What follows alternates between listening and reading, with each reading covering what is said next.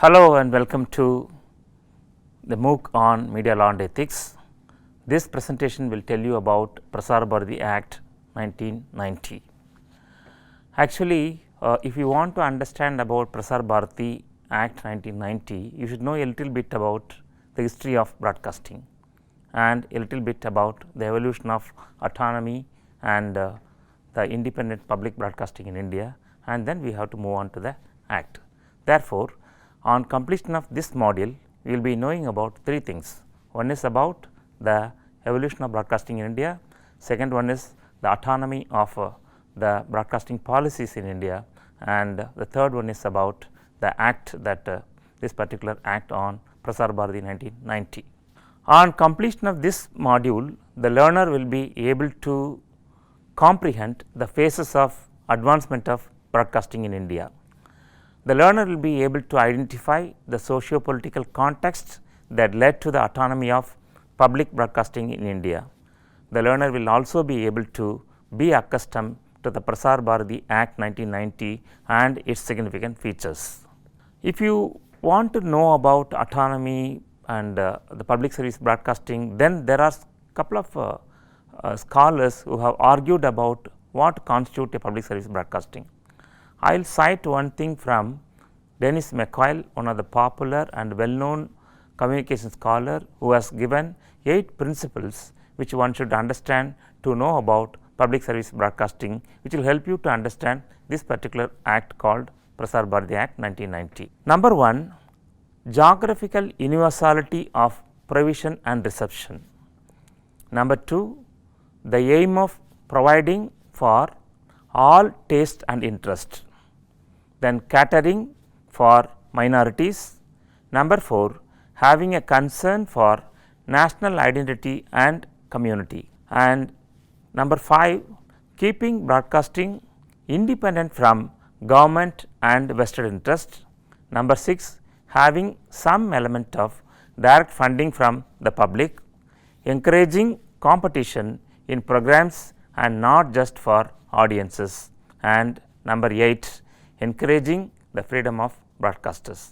Knowing what is Dennis McCoyle's idea about public service broadcasting, we will move on to understand what Chomsky talks about propaganda model and the idea of public service broadcasting. What happened to Indian broadcasting over policy making of successive governments can be understood through Chomsky's propaganda model, where media serve to mobilize support for the special interest that dominate the state and the private activity, becoming a propaganda tool for government policies and actions. In countries where the levers of power are in the hands of a state and bureaucracy, the monopolistic control over media, often supplemented by official censorship, makes it clear that the media serve the ends of a dominant elite. Now, we will move on to understand what happened during the pre-independence period and what the British interest to make broadcast policies in the country, what they were planned, particularly when they have a very good global model called BBC, and what prevented them from introducing a company like BBC in India. That we will have to look at through some of the milestones in the evolution of the broadcasting. Actually, radio service was installed in India by the Indian Broadcasting Company called IBC on July 23rd, 1927. So, according to the Akash Bharati report, the inauguration of the BBC's Bombay station was reported in the Times of India with the headline reading, "Viceroy inaugurates a wireless era for India." So, at that time there was a viceroy called Irwin, and Irwin established the office of the radio station with an operative range of about 48 kilometers in the Bombay station. This was possible in India, that is starting in Indian Broadcasting Company was possible within 7 months of after the creation of BBC in London in January 1927. And John Wraith, we will be discussing about John Wraith frequently because he was the first Director General of BBC, and he has derived much of the programming forms, values and the idea of faculty for the expansion from the BBC only. So, BBC was the role model for Indian Broadcasting Service during 1930s, early 20s and 30s, that we tried to inspire and get the ideas from BBC. So, the first Prime Minister Jawaharlal Nehru, he also wanted to have the ideas from BBC only. He advocated in favor of a setup indicative of BBC public service model. He wanted to have same kind of public service model like BBC for India. So, the welfare of British government directed the spreading of radio prominence was given to the monetary, tactical, industrial and governmental features. If you look at the Indian customs that prevented, that was not in favor of the swift progression of broadcasting as of the western societies, particularly like UK. So, we just noted that what was the idea of Nehru. We will again see that what Nehru felt about creating a structure for India, particularly for broadcasting. And Nehru preferred an independent authority with the required autonomy for effectively utilizing the powerful broadcasting media. He wanted to have a very powerful broadcasting media with completely free from the clutches of the government bureaucracy. So, while he was talking to the Indian Constituent Assembly sessions, Nehru made a point that my own view of the setup for broadcasting is that we should approximate as far as possible to the British model called the BBC.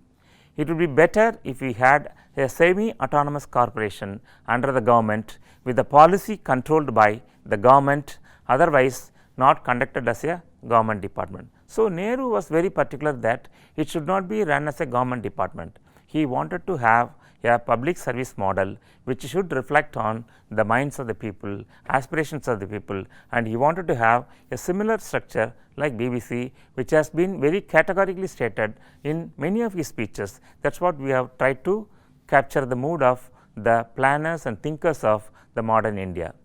By 1926, the call for a public service model of BBC was critiqued and abandoned. February 1930, the Indian Broadcasting Company's financial positions was worsened, compelling the IBC into bankruptcy on 1st March 1930.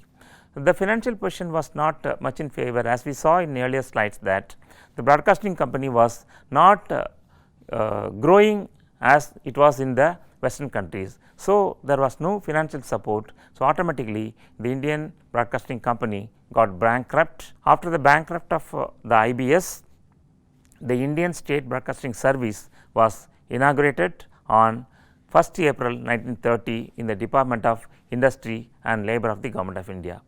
With the deepening of global economic crisis, not only in India, not only in the Indian Broadcasting Company, the global financial crisis was there. So, the Department of Industry and Labour lost faith in the future of wireless broadcasting. So, they declared ISB's imminent closure on 9th October 1931. So, Indian Broadcasting Service was completely closed on 1931. But if you look at after 1931, if you look at the mood and the ideological position of the Government of India before the independence, you will see that they wanted to have a centralized service. So, the centralized administration was proposed by the British government. The then government thought that we need to have a centralized broadcasting service. In the following March, that is after the 1930s, the Secretary of State moved an amendment to the India Bill to the broadcasting reserved for control at the center. The provinces were to have considerable latitude in programs.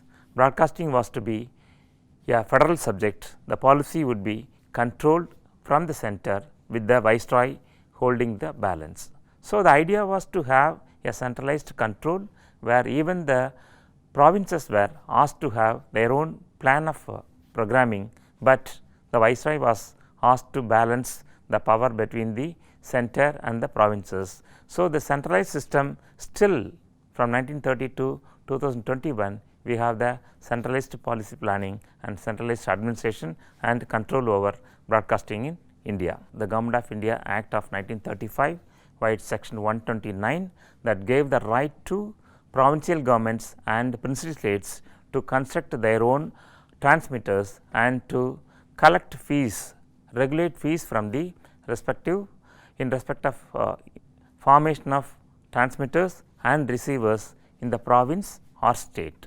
So, this is the way that the evolution was had in the Indian subcontinent.